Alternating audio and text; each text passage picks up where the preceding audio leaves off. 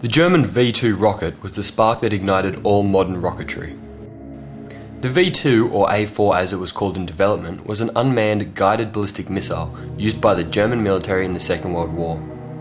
It was part of a planned family of rockets, the A1 through to A12, with the A12 being a true orbital rocket. Evidently, only up to the A4 was ever completed. It was guided by a gyroscopic system that sent signals to the aerodynamic steering tabs on the fins and vanes of the exhaust. The rocket stood 14 meters high and would pass the speed of sound 25 seconds after liftoff. It was capable of reaching the altitude of about 85 kilometers and a range of 345 kilometers. The V2 carried an explosive warhead, approximately 1 ton, that had the capacity of flattening a whole city block. By late 1941, the research centre at Peenemünde possessed the technologies essential to creating the A4.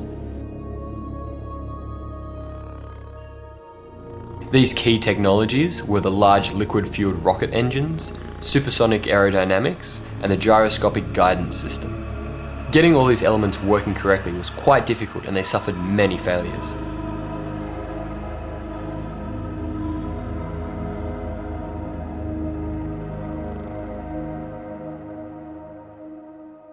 The first successful test flight was on the 3rd of October 1942, but it went operational on the 8th of September 1944. The V2 offensive would last until March of 1945. Close to 2,500 rockets were launched in this time period.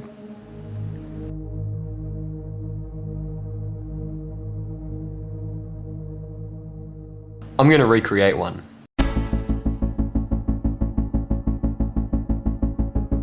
I have a scale model here, which will be powered by a small solid fuel rocket. What follows is a lot of cutting and gluing.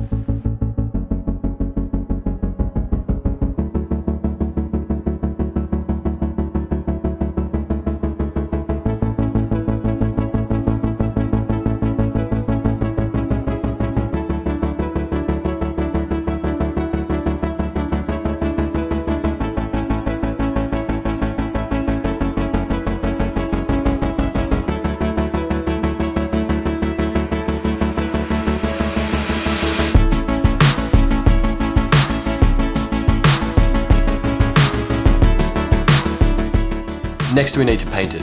I would have liked to paint it army olive green, but settled for the test variant of black and white. This scheme was designed to aid in the tracking of the rocket after launch.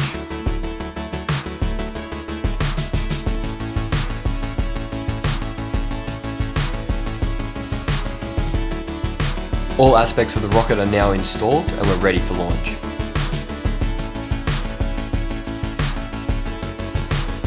Here at the range, we are joined by our flight engineers, Tony and Adam. 2,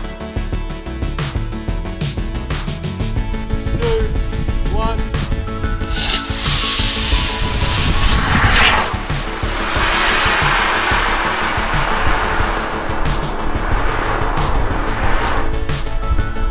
In a somewhat fitting way, the rocket failed to deploy the parachute, but did function perfectly as the ballistic missile it was designed to be.